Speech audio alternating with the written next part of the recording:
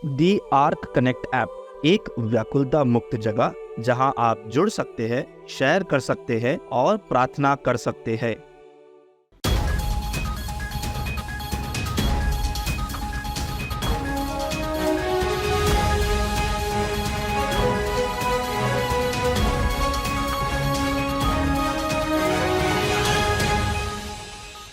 सांस्कृतिक ईसाई धर्म सच्चे विश्वास की ओर वापसी का आह्वान।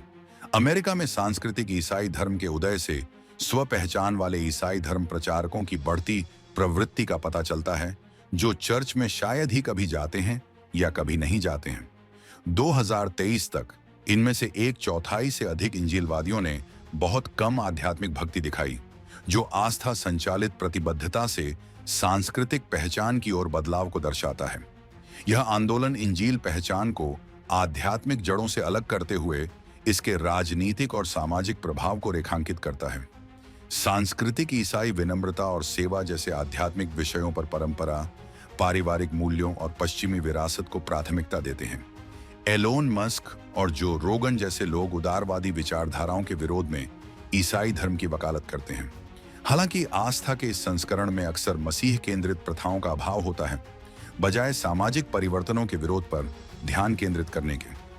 उल्लेखनीय रूप से इंजीलवादियों में अब गैर ईसाई जैसे कि रिपब्लिकन, मुस्लिम और हिंदू शामिल हैं, जो राजनीतिक और सांस्कृतिक एकजुटता के लेबल को अपना रहे हैं। नेता साझा नैतिक मूल्यों की वापसी का आह्वान करते हुए धर्मनिरपेक्ष धर्मों के खिलाफ एकजुट होकर विभिन्न धर्मों को इंजील आदर्शों के साथ मिलाते हैं।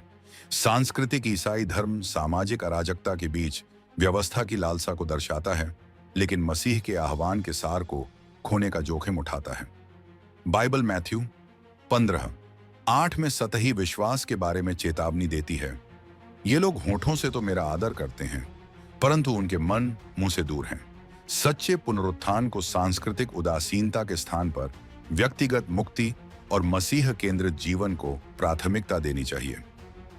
आइए हम मसीह में वास्तविक विश्वास के पुनरुत्थान के लिए प्रार्थना करें, ताकि सांस्कृतिक ईसाई धर्म सच्ची भक्ति में बदल जाए, जो सामाजिक या राजनीतिक पहचान पर विनम्रता और मसीह केंद्रित जीवन को प्राथमिकता दे।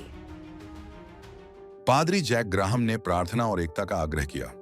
प्रेस्टनवुड बैप्टिस्ट चर्च के वरिष्ठ पादरी जैक ग्राहम ने राष्ट्रपति पद पर डोनाल्ड ट्रंप की ऐतिहासिक वापसी के बाद ईसाइयों से प्रार्थना की मुद्रा अपनाने का आग्रह किया है।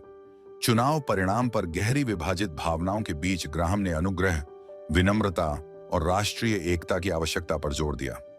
गौरवपूर्ण समारोहों के प्रति आगाह करते हुए ग्राहम ने विजय के प्रकट प्रदर्शन की ओर एक सांस्कृतिक बदलाव का उल्लेख किया, जो कि उनके युग की विनम्रता पर जोर के विपरीत था। उन्होंने ईसाइयों से अकड़ने या गेंद को उछालने को अस्वीकार करने का आह्वान किया। ऐसे राजनीतिक रूप से तनावपूर्ण क्षणों के दौरान मसीह के राजदूत के रूप में संयम बरतने का आग्रह किया। ग्राहम के लिए अमेरिका की अंतिम आशा राजनीतिक जीत में नहीं, बल्कि आध्यात्मिक जागृति में है।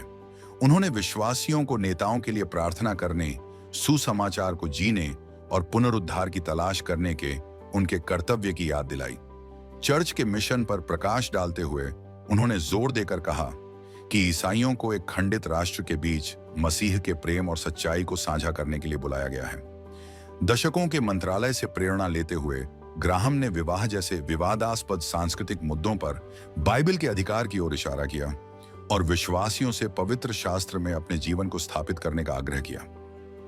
आइए हम अमेरिका के लोगों के बीच एकता और अनुग्रह के लिए प्रार्थना करें और ईसाइयों के लिए विनम्रता और अखंडता के साथ प्रतिक्रिया दें, जिससे कई दिलों में ईसा मसीह के प्रति जागृति पैदा हो। चीन राज्य की शांति के लिए लड़ाई।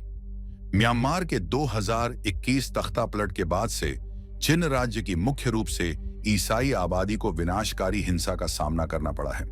पूरे शहर नष्ट कर दिए गए, हजारों लोग भारत भाग गए और ईसाई नेताओं को गिरफ्तारी, यातना और हत्याओं का सामना करना पड़ा। चीन समुदाय ने दशकों तक प्रणालीगत भेदभाव को सहन किया है। म्यांमार के सैन्य शासन ने ईसाई उत्पीड़न को सामान्य कर दिया है, जो तख्तापलट के बाद बढ़ गया है। घरों, चर्चों और नेताओं पर हमले के साथ अब उनके अस्तित्व और विश्वास को खतरा है। वैश्विक जागरूकता के बावजूद म्यांमार के धार्मिक अल्पसंख्यकों को थोड़ी राहत मिलती दिख रही है। विशेष चिंता वाले देश जैसे पदनामों ने अत्याचारों को नहीं रोका है, जिससे चिन लोग असुरक्षित हो गए हैं और उन्हें शांति की सख्त जरूरत है। वैश्विक ईसाई समुदाय को म्यांमार के लिए एकजुट होना चाहिए, प्रार्थना को वकालत के साथ जोड़ना चाहिए और ईसाई के रूप में शांति और न्याय की तलाश के लिए याद दिलाना चाहिए। आइए हम म्यांमार में शांति और न्याय लाने के लिए ईश्वर से हस्तक्षेप की प्रार्थना करें। जिन लोगों पर अत्याचार हो रहा है उनकी रक्षा की जाए और पीड़ा को समाप्त करने के लिए वैश्विक कार्रवाई को प्रेरित किया जाए। ईसाई उत्पीड़न के विरुद्ध राष्ट्रों को एकजुट करना। 20 नवंबर को Aid to the Church in Need ACN ने सताए गए ईसाइयों की दुर्दशा को उजागर करने के लिए एक वैश्विक कार्यक्रम का आयोजन किया। 20 देशों में 300 से अधिक गतिविधियों में चर्चों, साक्ष्यों और आग के नीचे विश्वास के लिए एकजुटता के कार्यों का प्रदर्शन किया गया। यूके, फ्रांस और ऑस्ट्रेलिया जैसे देशों ने चर्चों को लाल रंग से रोशन किया, जबकि फ्रांस ने शक्तिशाली साक्ष्य साझा किए। आयरलैंड ने 26 गिरजाघरों को रोशन किया और ACN जर्मनी ने समर्थन में विश्व स्तर पर आवाजों को एकजुट करने के लिए एक संगीत कार्यक्रम का सीधा प्रसारण किया। ACN ने 18 देशों में ईसाई पीड़ा का दस्तावेजीकरण करते हुए सताया गया और भूल गया जारी किया। रिपोर्ट में विस्थापन, जबरन विवाह, धर्मांतरण विरोधी कानून और निकारागुआ के पादरी वर्ग को निशाना बनाने पर प्रकाश डाला गया।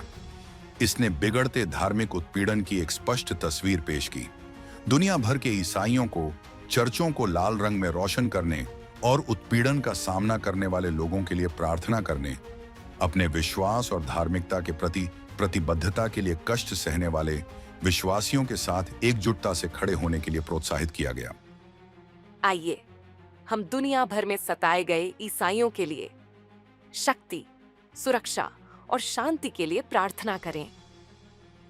क्या हम ईश्वर से उनके विश्वास का समर्थन करने और हर जगह धार्मिक स्वतंत्रता को बनाए रखने के लिए वैश्विक एकता की प्रार्थना कर सकते हैं?